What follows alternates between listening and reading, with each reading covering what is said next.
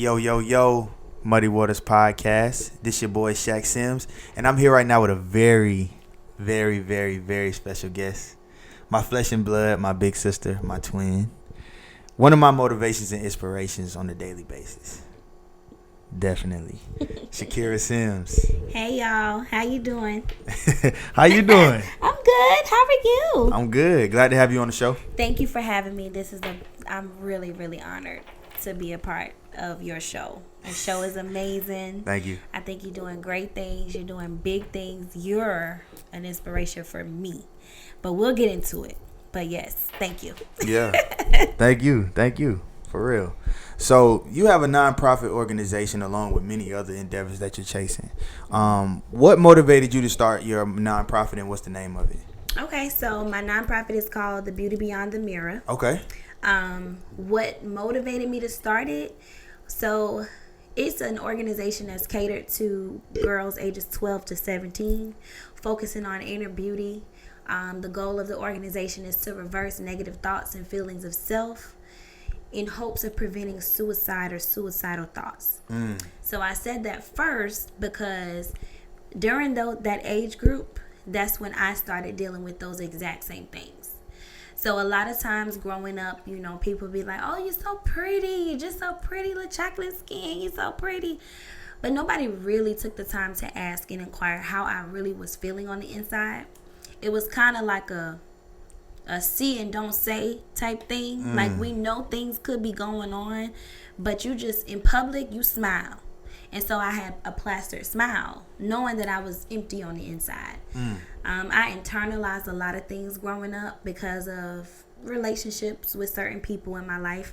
And so when I was 19, it was my first suicide attempt. No, I never knew this. Yeah. I never knew this. I only told my mother, and then I believe I did post it on one of my social media pages a while ago. But it was just like like I'm coming into myself type thing. Who would have thunk I was the girl that didn't want to live, and look at life now, when life was like amazing. Right. So, right. It was lit. It was lit. And I was Right. like, I don't want to live. What is this? And then, time passed. Life happened.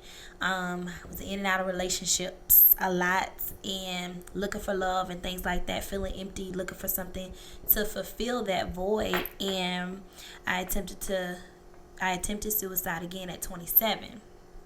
Now I'm 29.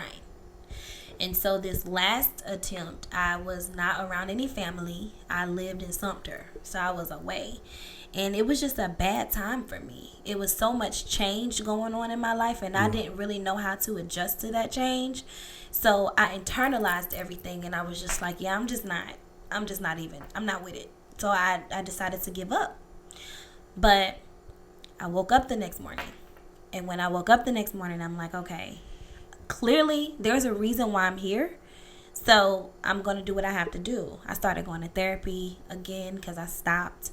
I started going to church more. I got really close to my pastor, my first lady. And I got really close to my mom, my parents, started talking and letting people know something was wrong. And then in my quiet time, The Beauty Beyond the Mirror came back to me. This was my platform when I ran for Miss Benedict in college. And I had the same motto. I didn't reinvent the wheel. It was the same thing. The only thing now is that it's catered to girls ages 12 to 17. And I host Faith Loving You day camps. They're emotional wellness day camps, workshop style. And so yeah, that's the whole background of everything. But it's so ironic, we do things in life and we feel like we're pursuing our passion to save someone else's life when really we're saving our own. Yeah. So that's what this organization has been for me. That's what this whole thing has been for me. It's been saving my life. Yeah. And I'm allowed to be a work in progress and an inspiration at the same damn time. Right. And most inspirations are. Yeah. Most inspirations are. And I never knew. That shit threw me for a loop. I'm sorry. Yeah, that shit, man. I'm sorry. That threw me for a loop. Yeah. Yeah, it kind of. Yeah, it kind of fucked me up. But you know, but you I'm talked better. Yeah. I love me. I want to live. Right, and I want you to live too. I definitely want you to live. Yes. You know, because anytime I ever went through something, I could call you. We could talk, and anytime, you know, it was always the same. Right. For you too. But just knowing that alone kind of made me feel bad. Like, damn, it wasn't more that I could have done to be there for my sister, or you know, just different things like that. Like, cause I feel like, damn, was it a time that she called me and I didn't pick up, or you know, stuff like that plays in your mind, you know, and then just the fact that you were even going through that, you know, that hurts me deeply. Yeah. You know, cause I felt like that before too, that I didn't want to live. You know, things get rough, you know, but I never actually, you know, attempted to do it. And I don't want people to think, and I'm sure you're, you know, especially with your nonprofit, to think that if you're going through stuff like that, that you're weak. Absolutely or not. That you know, I don't know, that you're weak or something's wrong with you. I mean, something is wrong, but it doesn't mean it's something wrong with you, like your genetic makeup. Like, it's just something that you're going through, and we all get to points where we break. I mean, machines break, cars break. So one thing that you know, it's ironic that you said that, because I saw this post the other day on Facebook, and it said, if you feel like you're in a place where you're losing everything, just remember, trees lose their leaves every year in the fall, and they still stand strong and tall. So just because you may feel like you're losing your mind, or you feel like your emotions are everywhere, I felt like I didn't want to live, I tried to kill myself, I'm still strong. It takes courage to even talk about it. Yeah, facts. And it takes courage not only to talk about it, but to be the change. So yeah, like, I don't think you're weak. I don't think I'm weak. I don't think anybody else dealing with thoughts of suicide or suffering from like voids of self-love, I don't think it shows weakness. I think that's a stigma in our community.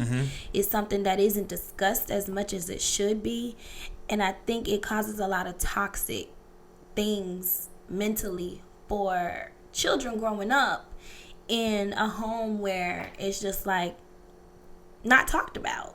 We always talk about, did you go to the doctor? Oh, we got to get our nails done, me and my mama.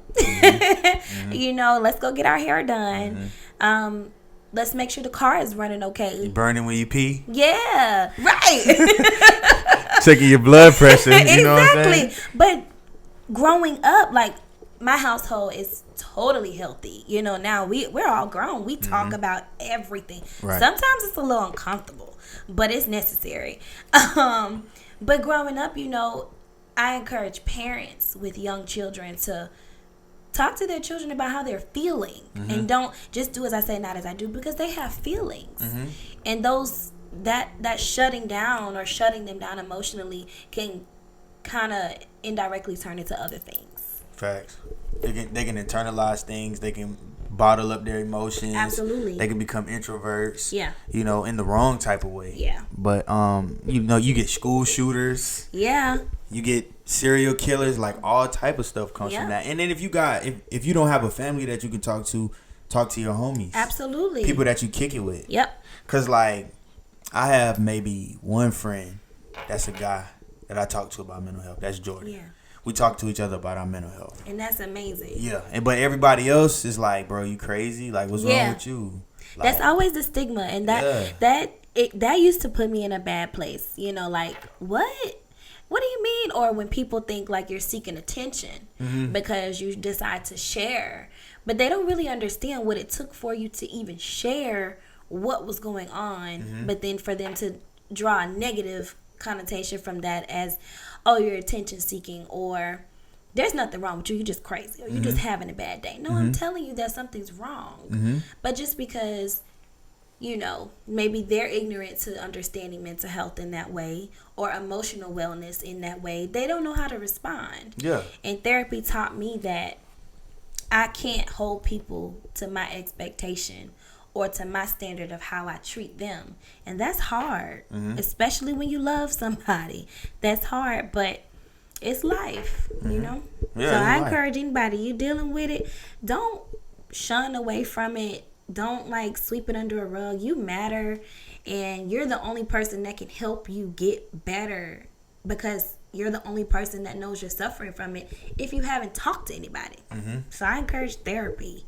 Don't make it crazy. Definitely go to therapy. I went to therapy. Yes. For a minute. And I still need it. Me too. Boy, I need that. I need me a session. Yes. A session or two. Yep. Like a cigarette. For real. For real. It works. But it helps though. It does. It helps to have somebody with an unbiased opinion who don't know you. Yep. Give you advice or just listen to you talk. Yep. Listen to you talk or to bring you from a level 10 to a 3. Facts. It makes you feel a lot better. Absolutely. Yeah. And you talked about religion too. Like how much does that play into your line of work, what you do?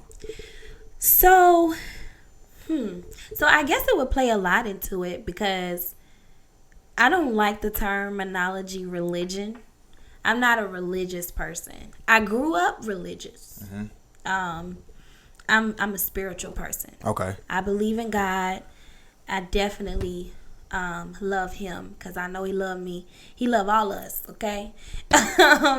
But, I was taught when I was in my dark place that when I was in my dark place, I felt like nobody loved me. Even though, like, I got my brother, got my mom, things like I have people around me who love me, but I felt empty inside. I felt like nobody really saw me. Nobody really knew me.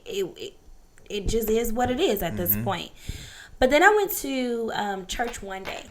It was just one random Sunday. I drove all the way back to Columbia to go to church. And I hadn't been in like 7 or 8 months because I'm not religious. I'm spiritual. I don't believe you have to go to church every Sunday to have a relationship with God. But I do believe that there are certain relationships in the church that can cultivate something inside of you that maybe you couldn't or you weren't able to. And had you gone and just explored that relationship or explored that area, then you could have birthed something that you didn't even know that you could birth. So I went to church one Sunday, and that Sunday my pastor did not preach. He was just like, we're just gonna pray this whole message, this whole setting here. We're just gonna pray. Like, I just feel led to pray. And the minute the praise team was up there, they were singing.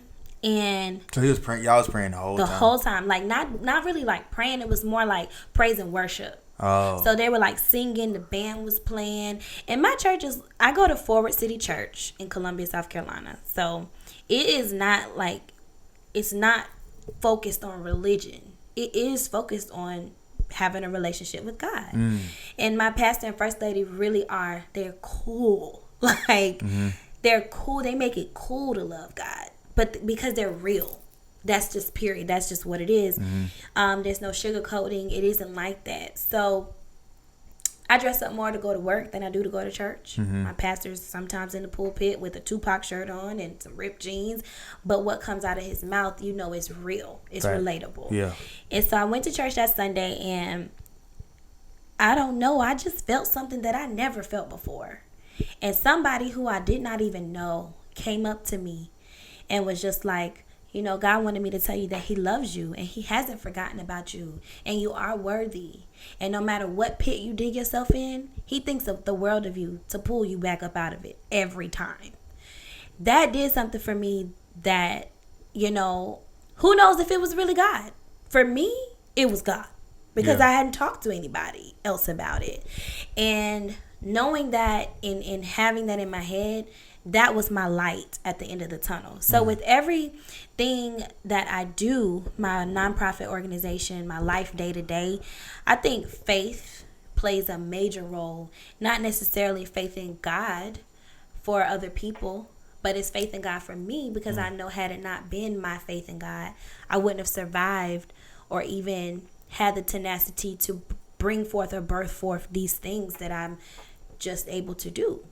But just, we had the faith loving you workshops, but it really is believing and loving yourself, not necessarily faith in God loving you. So Wow, that's deep. And that's surprising though. I always thought you were religious. I always thought that because I grew up that way. yeah What made you turn from being, because I'm spiritual too, like I'm not religious, You know, I've experienced Islam. I've experienced Christianity. So I've been to both, and I just feel like religion is great for whatever region you're in, because it's all regional. Like, people from Pakistan, the Middle East, they believe in Islam. People from America, most of us believe in Christianity. Yeah. Other places, people in Japan, China, they believe in Buddhism. So it's all regional, but I feel like all of them have similar messages. They do. They all have similar messages, and they're good for the greater good of the people. It's pretty Right. much like laws of the land, honestly. You know what I'm saying? They were like laws before there were actual constitutional laws.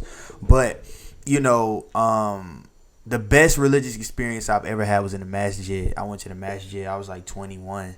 And for one, when you come in there, you take your shoes off. Yeah. Everybody sits on the floor. Even the imam, who's like the pastor, he sits on the floor with you. Yeah. And he doesn't look down on you. Then they pray the whole time. And they also talk about religion. He doesn't just preach to you. Yes. Like, it's like everybody's talking. You know, the floor is open. And it was probably only like 10 or 15 people in there. Yeah. And then it wasn't glamorous. Yep. It was literally a room. Yep. Literally just a room, everybody sitting on the floor. And then what really got me was how genuine everybody was. There was this guy next to me, I think his name was Abdul, right? And it was time to eat. Yeah. For him to eat, I guess. I don't know. But it was time for him to eat. He was like, brother, I have some food. You can have half of my food. This man didn't know me from a can of paint. I'm black, American. Like, you want some food? You can have half of my food. Yeah. Yeah, so a train rolled by. You are not supposed to tell them that. I'm real with my listeners, man. Listen, they on this journey with me. Right. They on this journey with me. Y'all was with me when it was just on SoundCloud. Now we on YouTube and Spotify. You know? It's a journey, man. We all works in progress, this is baby. Growth. This is growth, yeah, baby. This is growth, man. This is growth. But yeah, so I was talking about my best religious experience. But he offered me half of his food, and it was just that whole experience was just like, wow, bro. Like, these people, you know, all they talk about is love. Love for each other, love for God, love for different things of that nature. So ever since then, you know, it kind of tainted my outview on religion, because I'm like, damn, I was taught Christianity was the right way to go, but every time I go to the church, niggas judging you, niggas talking crazy, niggas, you know, not living up to their expectations or what they preach. The preacher is damn near God in his mug, you know. Yep. And it was just crazy to me. But then I was like, it's some good in Christianity too, you know, and God is real. You know, I've seen proof that he's real, but it's just like, I don't think, you know, he has to be tied to a certain book or religion. You know what I mean? It's funny that you say, like, everything that you said as it relates to your spiritual experience or your faith experience, that is everything that I felt when I visited my church that I'm a member of. It was different. We don't call it members. I'm a partner. Right. But it wasn't glamorous. Nobody looked down on me. Like, nobody. Even knowing my background, nobody looked down on me. I had a one-on-one conversation with my first lady. She didn't be like, oh, Lord, let's lay hands on you. Let's get this out. It wasn't like that. It was just like, and he still love you. So what? Like, when I say they have a few of the members, a few of my church friends, let's put it like that, have a thing that says, Forward City will love the hell out of you. But we say it like, well, they're going to love the hell out of you. Yeah. And I mean, that's really real. It's just like a love, like an environment of love. And when people ask me to describe, like, who is God to me? God is love. That's it, period. He's so much other things, but love conquers all. So everything else falls underneath that umbrella. And so you ask me, you know, when did I change? When did it switch for me? It had to have been my experience at this church. And that started for me. I visited for the first time in 2016, and I was being consistent for like 3 months, and then I moved to Sumter.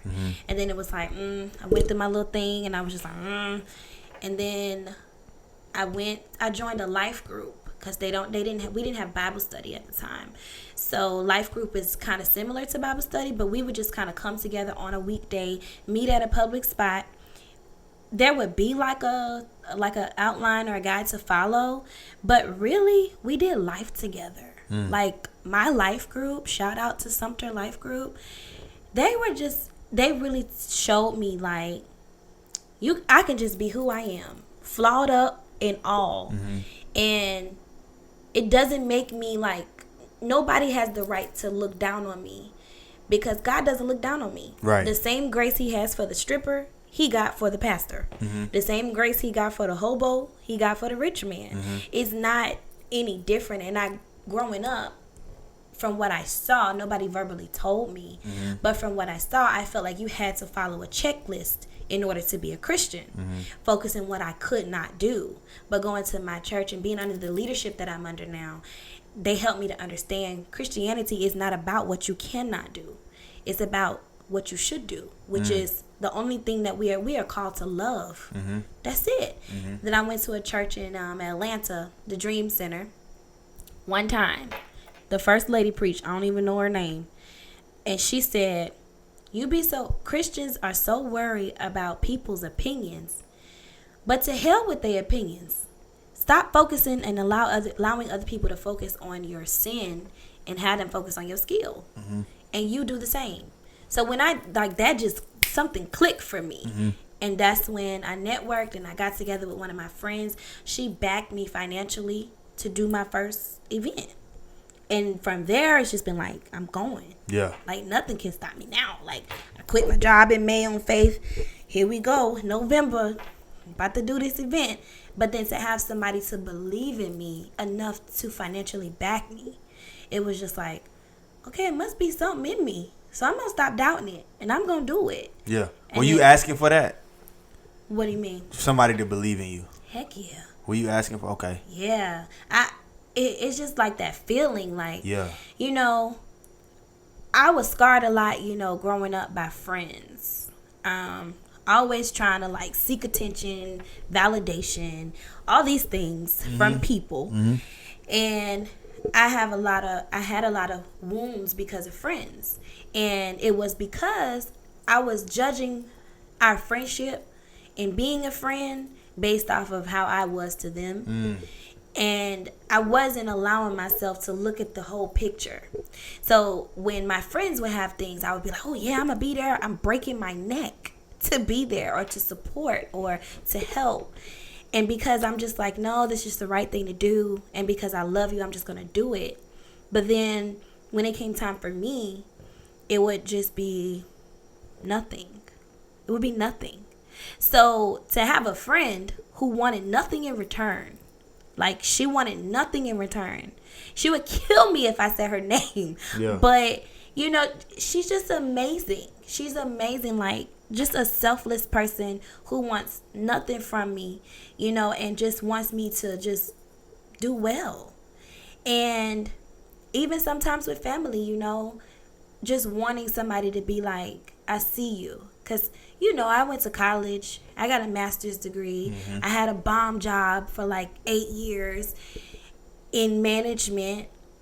And it still wasn't enough to get that I see you and you're doing well. But I had to stop searching for it. And I had to believe it in myself. So what made me, when I stopped searching for it, I'm going to be honest, this year. This year. So my birthday is coming up. Valentine's Day. I'll be 30 years old. That's wild. 30. You remember when it was like 15? I remember it was like 6. I remember one of my earliest memories, dog. I swear to God on my life. I promise to the Lord. My sister said to me, we have different moms, right? We have the same dad. So the first few years of our life, we didn't live together. She would just come down for the summers and stuff like that. And I remember we were kids. I had a bunk bed. I was living in Greenview. The first house I ever lived in. What you about to say? Nah, you taught me a real life lesson. Okay. Scared the shit out of me. Swear to God. I was so scared when she said this shit. So I'm on the bottom bunk. She on the top bunk. And we used to always argue. Argue down. We used to argue. And you said some shit. You was like, you need to learn the golden rule. I'm like, what's the golden rule? Treat others the way you want to be treated. And then you just went. You know how when you like on the top bunk, you look down? Yeah. You just went back up to the top bunk. And that shit marinated on my mind. I'm like, what the fuck? I had an epiphany that day. Like, what the hell? That's so funny to me. It was crazy. I never remember that. You remember that? No. That was my earliest memory, man. I swear to God. I was like, damn, man, she scared the shit out of me. He was like, treat others the way you want to be treated. I was like, damn, she trying to say I'm a bad person, dog. Like, what the fuck? Leave it to you to be internalizing. I was internalizing. I was like 5. I was like, man, what the hell? The golden rule. He was like, you need to learn the golden rule. I was like, what's that? He was like, treat others the way you want to be treated. I don't know what the hell I said, what I did. I was like, man. You was a little mean little something. I was a bad little kid, man. You was mean. Like, Boy. dang, why is he so mean?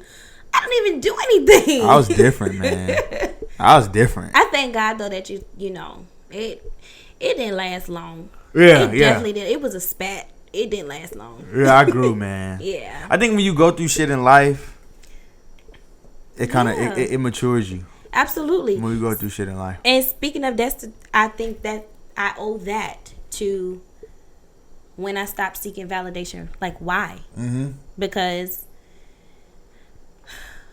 like, I didn't start really. I was going through stuff, but like life. Like, okay, so I'm gonna be really, really, really vulnerable and talk. So when I quit my job in May, I was making $80,000 a year plus commission. Okay. So I was, and I had been making minimum. I used to hit you for 50s Like, all right. the time. And no problem, boom. Facts. Like, She got me through. no Oh God. And like I started like I had to climb, Yeah. but it wasn't a hard climb. Yeah. I finessed it. Like, it's like, okay, I see what I gotta do. I'm gonna do it. I'm actually really good at it. I'm good at this job, so I can do it. Mm-hmm. And I worked my way up, and that was all basically my whole 20s. My whole 20s. So I never knew what it was like to like struggle financially. I never knew what it was like to have to worry like how I'm gonna pay my bills, or if I can pay my bills, if I can eat, really. If I can go to the doctor. I never had that worry, because when I was in college, I was on my mom's insurance, and then after I graduated college, I immediately got a job that had bomb insurance. Mm-hmm. So it was just like, okay, I never really had to deal with life in this way, but on the flip side, I was dealing with life in a whole nother way. Mm-hmm. That emotional, the relationships and different things like that. So here we are, quit my job in May, and I started dealing with life in a different way. Although I quit my job, and I quit it because I felt like I was being obedient to God, because I was in a tough spot and it was a lot going on. Mm-hmm. It was breaking me down. It was breaking me down emotionally, and I knew that it was other things that I should have been doing, but I didn't have the time. Mm-hmm. I literally was at work from 3 o'clock to 12:30, 1 a.m. So, and it was like every day except Fridays and Saturdays. Well, on Fridays, I want to sleep because I'm tired. And then on Saturdays, I'm still mentally drained because I got to go right back the next day. Mm-hmm. So I quit. I'm just like, okay, Lord, I feel like you're leading me to quit, so I'm just going to quit. And you better provide for me. Like, this is how I talk to him. And I quit. Needless to say, I did not lack in anything. I didn't have any on-hand money like I was used to having. Mm-hmm. But my bills were paid. I was eating. I wasn't eating lavishly like I was used to eating, but I was eating. But it really showed me who was for me and who wasn't for me. And then I encountered some people during that time too that really helped me understand that I am not my job or my job title or my occupation. My occupation does not define Shakerah. Mm-hmm. Who I am on the inside defines me. Mm-hmm. The things that I had, because I was at one point, I was kind of like, oh, I don't know how I'm going to pay my rent this month. Like, I just don't know what I'm going to do. What if they take my stuff? And one of my old friends was like, if they take this stuff, you still you. Like, that doesn't matter. Facts. And that made me think, and I journal a lot. And I wrote in my journal, like, I'm no longer going to seek validation by status. Because I feel like that's also generational for us. Mm-hmm. I'm not going to seek validation because of status or because of things or because of money or because of titles or whatever. Because it was nothing for me to be like, yeah, I got a job. I'm a manager, Mm-hmm. Or, yeah, I went to college. I got my master's degree. It doesn't mean anything if you ain't got nothing to show for it. Mm-hmm. And if you depositing empty stuff. Facts. So I wanted to be not only a bearer of fruit, but I wanted to be a bearer of good fruit. And in order to be a bearer of good fruit, I had to deal with my own bad fruit. And a part of dealing with that bad fruit was me silencing myself. So from May up until current, I've been really taking inventory on my surroundings, and I've been practicing intentional gratitude.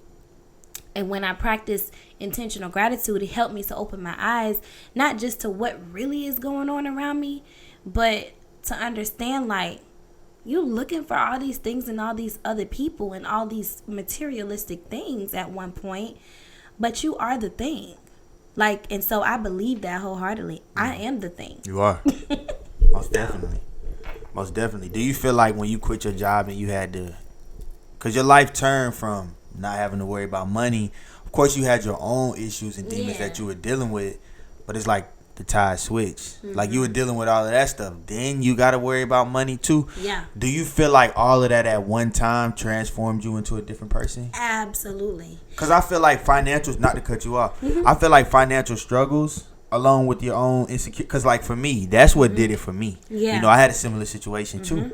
Before I moved back home from Atlanta, I lost my job a year ago, the day I got my real estate license. Yeah. And that was like the hardest 10 months for me. Like, I had never dealt with real depression before. I was really like depressed, like really thinking about killing myself. For real, like thinking about how I'm gonna do it. Like, what's the most pain? And see, I always make light of shit. You always have. I don't know why I always make light of my own shit. It'll be the craziest shit, right? But like I was just like thinking about damn, like what's the most painless way to die? Like for real. Yeah. But what it was I was left with my own, for one, insecurities. Two, I was faced with dealing with all of the things that I had fucked up in my past. Yeah. Prior. And I couldn't lie to myself no more. Yeah. I couldn't lie and be like, damn, this was this person's fault. Yep. It's like, no, this is your fault. Yeah. So I was dealing with that.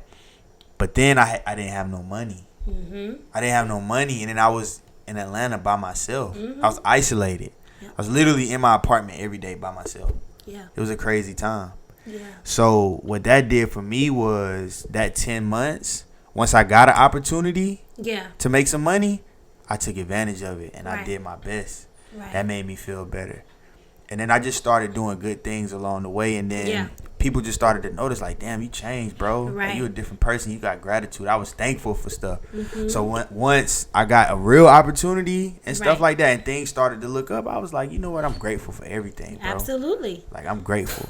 I think that's the secret sauce. Fact, you really have to go through, like, you have to really, really go through something tragic to really grow. I think, like, when those worlds collided, like you said, like that emission, I'm making up words now.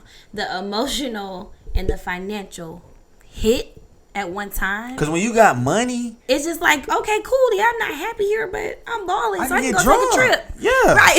I can get drunk. Like, I can really forget about this, bro. Right. Like, it is what it is. Y'all ain't cool, whatever. Mm-hmm. It's like I was being paid to suffer because I was being paid well. So it's like, if I'm going to suffer, hell, at least I'm getting paid for it. Yeah. And that's what I said a lot of times. If I'm going to suffer, at least I'm getting paid for it. Mm-hmm. But one thing that somebody said to me is that if you're in a situation where you don't want to be, look at it as training ground. And I started looking at my job as training ground. And from that birthed a new business for me. You know what I mean? And it was just like almost, 6 months later? And it's like, oh, I could do that.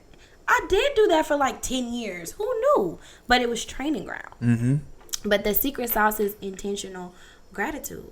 You got to be thankful. It's the hardest thing to do when you're going through stuff.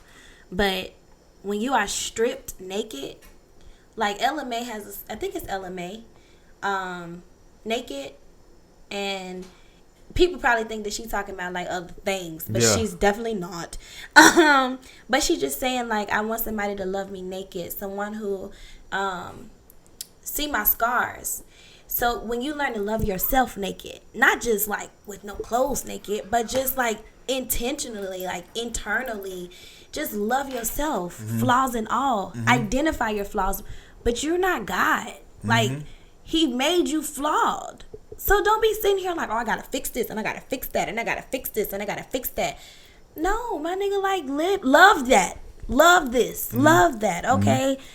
I might deal with people pleasing a little bit, but you know what? I'm gonna love me any goddamn way because I'm perfect. I'm perfect in my imperfections. So, but absolutely, yes, that's what did it for me. Yeah. And I think most people have to go through that. Yeah. I mean, whether it's you trying to grow financially, mentally, spiritually, I mean, you have to go through a hardship. Yeah. That's really what drives people. Yeah. Hardships. Yes. People who have had hard struggles, like Jay-Z grew up in the projects, Meek Mill. Yeah. Like, all of these people have grown from bad situations. Right. Poverty, whether it's a broken home, poverty, or whatever struggles they had, they were big struggles and they drove them to be great people. You know, so definitely. Now, the women that you, not women because they're children from 12 to 17, so they're not women. But the kids that you deal with, like, how do you go about picking the kids? So, really, I did my first event November the 9th. Okay. So, the way that I did it, I posted on social media that we were having our first Faith Loving You Day camp for the nonprofit. And I just put it on Eventbrite. It was a free event. And, whatever parents registered their children, you know, those were the kids that were accepted, the young ladies that were accepted. And also, Neek from 103.9 graced me with the ability to come onto her radio show and market it to the South Carolina area, which I was so humbled by. I walked out of there. My mom was on a cruise. My mom and dad were on a cruise, okay. And I'm about to tell on myself, I'm such a baby. But I just wanted to talk to my mom. Like, that's all I wanted to do. Like, I just wanted to talk to my mom. Like, I just had a radio interview. And she was on a boat, not thinking about home. Probably on a beach somewhere, bikini in the pool. I cried so bad. I was happy and I was sad at the same time. Yeah. Because I just wanted to, like, share that moment with my mom. But it was just also so surreal that, like, dang, like, this really happened. And I can't believe I was on the radio. People was DMing me. But from that interview, I gained a lot of opportunities for the nonprofit. Yeah. So that was just that's been amazing. And I also gained a new partnership. Like, Neek agreed to host my next event. And it's just been amazing. It's just crazy, like, when you just take that first step, what will happen? Because I've been sitting on this this is 11 years now. So you had this in your mind 11 years? 11 years. I was afraid. I was scared. And it's like, and if I'm being honest, fully honest, I didn't believe in me. Like, I didn't believe, like, that there was something that I could do to help someone else. It was almost like, who do I think I am to be talking about, I got this organization that I could just help and reverse negative thoughts about self. Who you think you are? But really, it's like, no, it's not about me. It's about them. It's about them. And even if I just tell my story, you know, if it helps one person, that's my goal. Yeah. So as these doors keep opening, it's just like, sometimes, because I'm an extrovert, but I'm also very introverted. And I just be like, ooh, okay, thank you. And it's not to be rude. It's just I get nervous. I don't really know how to respond because I'm not used to it. Like, you made an analogy one day, we were on the phone, and you were just like, you know, growing up, how we made AB honor roll all the time. But it was never nothing like, great job. It was just like, you know, this is what you're supposed to do. Like, all right, cool, you made A's and B's. This is what you're supposed to do. When realistically, you know, guys, if your kids are making honor roll, celebrate that honor roll. Because it can be internalized, or it caused you to internalize so many other things. And I just felt like I was just living life. Like, I'm supposed to do this. Like, Facts. what do you mean you're doing a great job? This is just what I'm supposed to do. Facts. So, yeah. Yeah. That's dope, though. Thank you. Because, I mean, I think when it's genuine and it comes from the heart, people see that. Yeah. Like, need the people who wanted to partner with you. Yeah. People who listen on the radio. And then I saw the interview, too. I know your intentions, but those people don't know you. So they probably saw your intentions for real. And to start a nonprofit organization, people know up front with a nonprofit, you don't make no money. Yeah. And the only thing you make from the nonprofit is a salary. Yeah. You can be the owner of a nonprofit and get a salary. That's all you get. You know what I'm saying? You don't get a commission on how much money you bring in and stuff like that. Like, I worked for a nonprofit for like a month. They fired me. I was like 19. I was a receptionist. I used to fall asleep at the desk. Oh, Quan. I was ignorant, man. I cannot. I was ignorant, man. I used to work. It was called Sister Care. It was for battered women and children. Yeah. Yeah, I worked for them. How you falling asleep? Probably like 2 weeks, man. I used to be late every day. Listen, it was a rough time, man. Goodness. I never told nobody about that, man. I worked for them for like 2 weeks, bro. The lady came to me and was like, "Oh yeah, so we're gonna have to." Like, damn, man. That is so funny It's to me. But yeah, like I say that to say, nonprofits is all about the people that they're servicing. Absolutely. We took everything: toilet paper, cell phones. I mean, we took all type of stuff. Yeah. To help people. And I'm in the beginning phases. I've been sitting on it for 11 years, but I just I've been legal as far as it's a 501c3 just since last December. And what does 501c3 mean for people who wanna? It's federally recognized by the federal government as a nonprofit organization. So I'm able to accept donations. I'm able to do business in the name of it and solicit for donations and different things like that on a government level and not get in trouble. And I'm able to, whenever people donate their money, they're able to have a tax write-off for it. So, yeah, I'm in the beginning phases of the paperwork portion, and listen, it is not for the faint at heart. So everything, all those things that I went through to build my character and all this stuff, I'm understanding slowly but surely, day by day, why. Because the paperwork alone will make you be like, yeah, I ain't doing this. Yeah. I could just go and speak somewhere, and I could just go and do this. But I want to do it right, because I can always see where I'm headed before I get there. Always. And sometimes that's not a good thing. But I see it doing big things. But I'm a planner. And so I want to know how and who and where and when. And I got to cut all of that out. Yeah, because it don't work like that. It don't, because it's just been happening literally. You probably think you're going to meet Oprah. You might meet Jay-Z. Literally. Know what I'm saying? You never know. Right. That's right. That's right. You thinking about Obama? Trump might call you to the White House and give you $1 million check. Listen, you never know. And I'm going to cash that check. That nigga give me a check. I'm like, fuck Donald Trump. I ain't cashing nothing. It goes straight to the bank. No, you can't say that before you cash a check. They might cancel that bitch. Well, I'm going to record me saying it first. And then I'm going to put it out once I cash it. Then I think. But I really cashed the check from that nigga. Right. I really cashed it, man. Well, you see me shining on here with 7 chains on. Right. And doing reviews on the new Tesla truck. Listen. Manifestation is everything. People think fact. it's a joke. It's not a joke. Nah, for real. I'm not where I once was as it relates to certain areas of my life. But where I am now, like I said, I journal a lot. I've been writing a diary since I was a little girl. But going back and reading my journal, not a diary, my journal, where I was 2 years ago, emotionally, mentally, just spiritually even, I'm nowhere near that today. I love me so much. I dreamed of the day where I wanted to be so in love with myself. So bad to the point where I was looking for love in other people. But it's now, try to talk to me.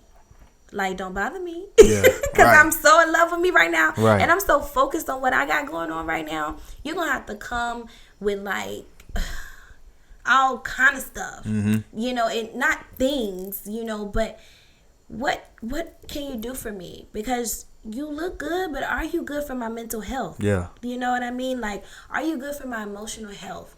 What's your spirit looking like? Because I ain't got time to be tainted. You know you're not going to be perfect. But even friendships, You know, I'm so particular now about, I pray about everything. And it may sound like, oh God, but I do. And I have to for me. Because I'm at this place where I'm protecting my peace. It took me, I fought so hard and so long, and we always will fight for our peace, you know. But I don't have to struggle for my peace anymore because I understand my peace comes from me, from within. And because I know that, I have to protect what's around me.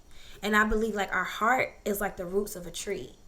So anything, and your senses are the branches, the leaves. So like anything that you let in grows roots.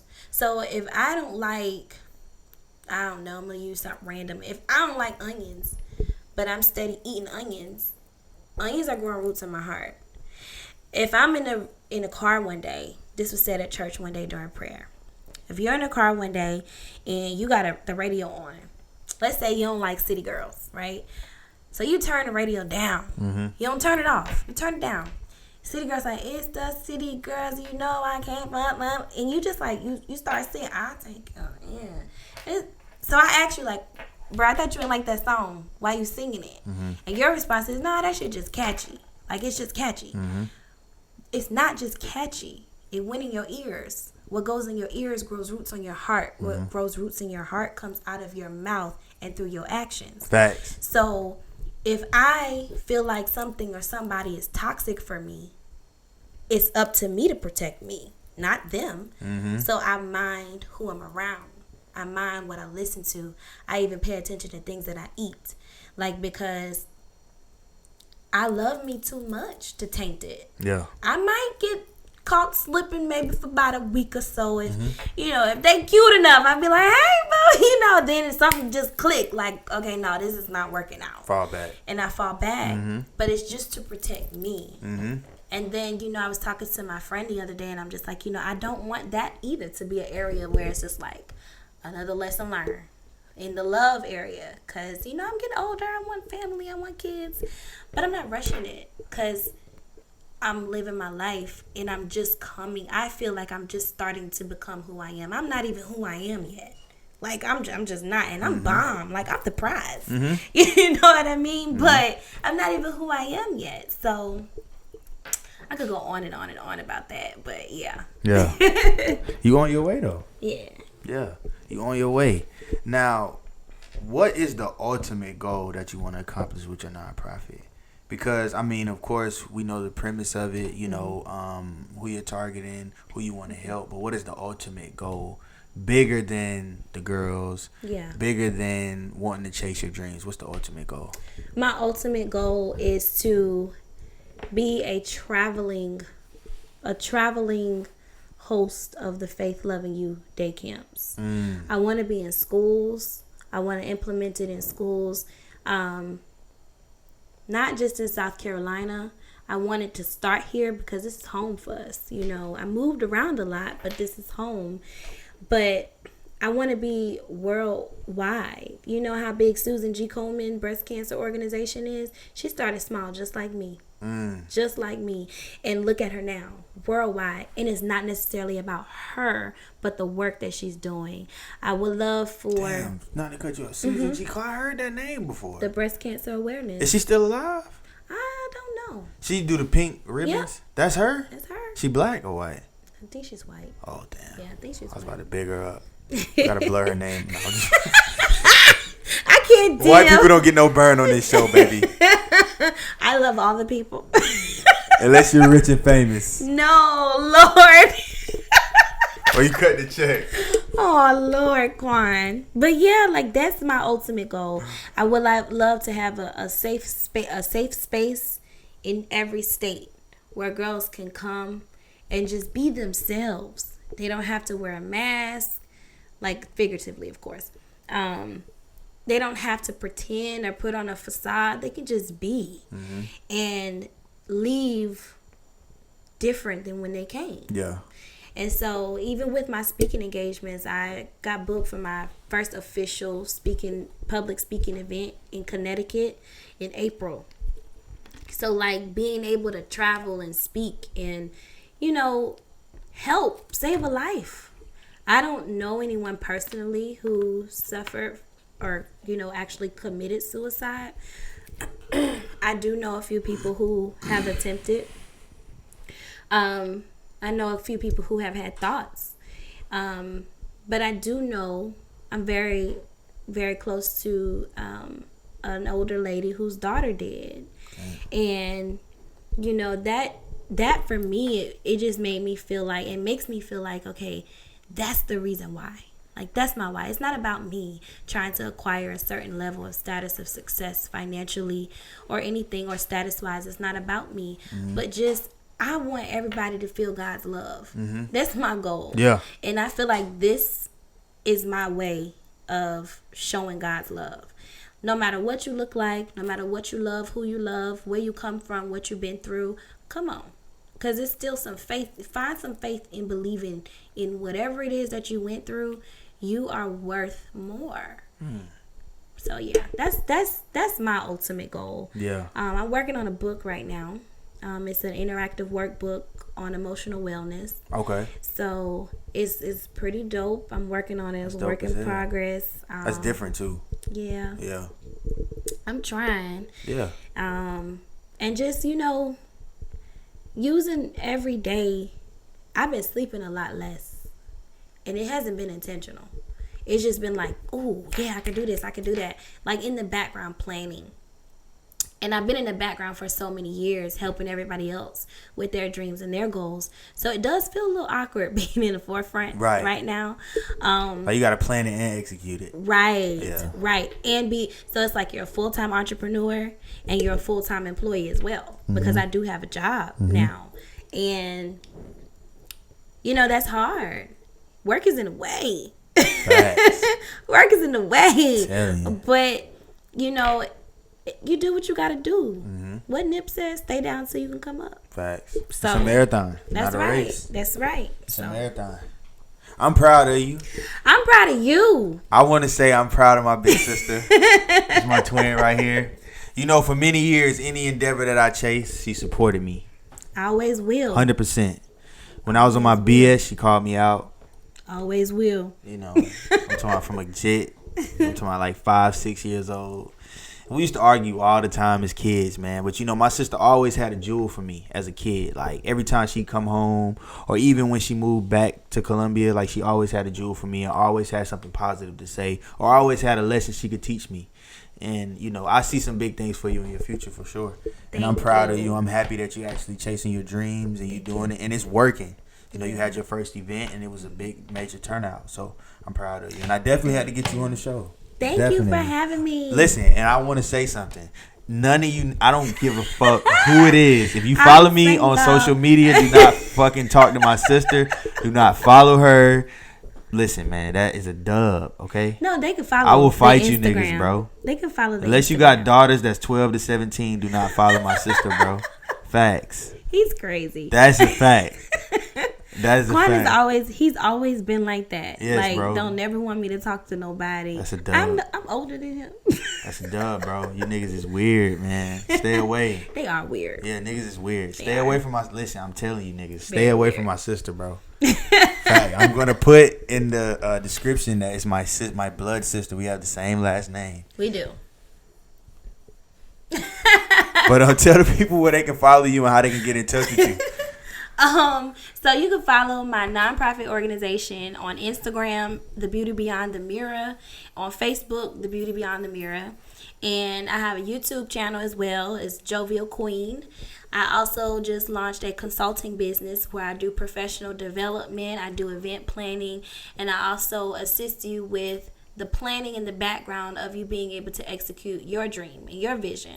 I've been doing it not knowing that I've been doing it for the last 12 years. I was getting paid on somebody else's job to do it. So you can follow that page on Facebook at Jovial Consulting and Branding. And that page on Instagram is the same thing, Jovial Consulting and Branding. And that's it. Yeah. Y'all come to her for your consulting needs. Break bread. All right. Resume building, yes. Resume editing, interview tips, event planning. If you just like I had a client the other day, he was like, I want to do this, but I don't know where to start. And I was just like, okay, so tell me your ideas. And I formulated a personalized plan for him, and he followed through. And his event is January the 4th, 2020. Starting off right. Start to finish. Yeah. You got to pay for the drip, baby. That's right. It's not free. Got to pay for the drip, baby. And to everyone who supported me before I was getting paid on the side, doing my own thing to do it, thank you. Kick in. Yeah. Back pay reparations, baby. I do want to say thank you for having me, though. I don't take this lightly. I know you're my little brother, but y'all, he was my first best friend. I used to tell him everything. I still tell him everything. Thanks. But I see you shining. I see you. It's gonna take off. It's taking off now. Like every time I log on, I be like, who he interviewed today? Like, dang, he done interviewed them. Let me go listen to this. Right. Every Monday. I'm amazed. And to be honest, seeing you rise above so many times has helped me during this time. Yeah. Like I always think like, no, like Quan went through such and such, and he's still out there just getting it. No, it's not easy, but you're doing it. And so I want to say thank you for being inspiration to me. And I love you, and I'm so proud of you. I'm proud of you too. Thank you. We're doing good. They're gonna hear about it. Y'all gonna see us in big places. Watch. Yeah, I'm gonna be the nigga collecting the back end at the event. Like I'll be the nigga collecting the back end, like the donations, the big ones. Like, man, you ain't gotta hire security and all that. I'm gonna collect the back end. I'm gonna have a nigga with me with a felony and a pistol, and we gonna get it. Like, what? These are people's children. Like, I'm saying, like, donations. Because, with right. donations, niggas rob them type of events. So me and my nigga gonna come in, nigga with a felony and a pistol, and we gonna get the money. Right. Sorry, I'm just playing. I'm just joking. But nah, well, you gonna see us more. Maybe we can do something together or whatever. Anytime anytime you want to come on the show, like, whenever. Thank you. Yeah, definitely. Follow her organization, support it. Do you have any links where people can donate? I can put the link in the description. Okay. You got a link where people can donate? As of right now, I'm working on a website. Okay. However, there is no Cash App just yet, so we'll just stay continued. To be continued. Stay tuned. For 2020 though, January 1, there will be a link available on all social media platforms. So like I said in the beginning, we're still in the beginning phases, so I haven't been accepting like any big donations or anything. So many people have been asking like, how do I donate? And I'm like, right now, just save it for me. Just save it. So but if you're interested in donating, what I have been doing, I have a charitable pledge form that is approved by the government. And if you email me or DM me, then DM me your email address, and I can send you the PDF of the charitable pledge form. You send that back, and then you can donate that way. So that's something that's recognized. There's so many different ins and outs and stipulations. So that's why I don't do like the Cash App and the Zelle and things like that to donate, because I haven't researched enough to know I can do that. And I'm very scary. So. Yeah, and then you want it to be attached to the nonprofit itself. Yeah. Because they're like, dang, Timothy sent Shakerah $500. How we know it's for the nonprofit? You know what I'm saying? So, and it's very strategic as it relates to the end of the year. Like, it's just a lot. Math is not my ministry. I majored in English. It's in my ministry. It's not. But, this has been challenging me in different ways, and so it's never been the same thing every day. So that's been refreshing, and it's also challenged me to talk and reach out for help. Yeah, you got to. So you got to. So more to come on how to donate. If you're not wanting to do the actual pledge form, look for the donation portals. I just put that on social media too yesterday, that 2020 is opening up soon, and we will need your help. I have lots of things planned for next year. All you dudes posting talking about you smoke runts and posting diamond chains and cars and designer shoes and stuff like that. Donate, man. I'm gonna post the links for y'all to donate too. But y'all donate, man. Y'all smoking rapper weed and stuff. Y'all need to donate to my sister, man. Support the organization. I agree. Yeah. Facts. Money is money. Money is money. But yeah. You got anything else you want to say to the people before we go? You want to leave them with a tidbit? You know, you always leave people with like a motivational quote to think about for like 7 days straight. You know. Scarred my childhood. What? I'll never forget that night, man. I was laying there in my pajamas and you said, you need to learn the golden rule. I'll never forget that, man. I swear I would never forget that. Well, I taught you a lifelong lesson. Facts. Remember the golden rule. Treat people how you want to be treated. I think that's something that we need to do as adults too. Yeah. Treat people how you want to be treated. And just never forget that you are worthy. Like whatever your dream is, whatever your goal or aspiration is in life, it does not matter what you have. Just start. Just do it. Because once you put one foot forward, I'm a firm believer that God and the universe work simultaneously together. And when you show both of them that you can handle putting a foot forward, they'll make up the rest. So follow your dreams. Follow your dreams, man. And donate to her. And like I said, you niggas do not follow my sister, bro. Muddy Waterz, we out.